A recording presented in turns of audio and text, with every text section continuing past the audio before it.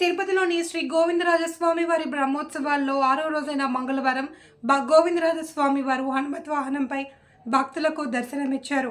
ఉదయం స్వామివారు 4 మాడ వీధుల్లో విహరించి భక్తులకు దర్శన భాగ్యం కల్పించారు. భక్తజన బృందాల చెక్క భజనలు, కోలాటాలు, కేరళ కళాకారుల డ్రమ్స్, మంగళ వాయిద్యాల నడుమ పల్లకి ఉత్సవం సాగింది.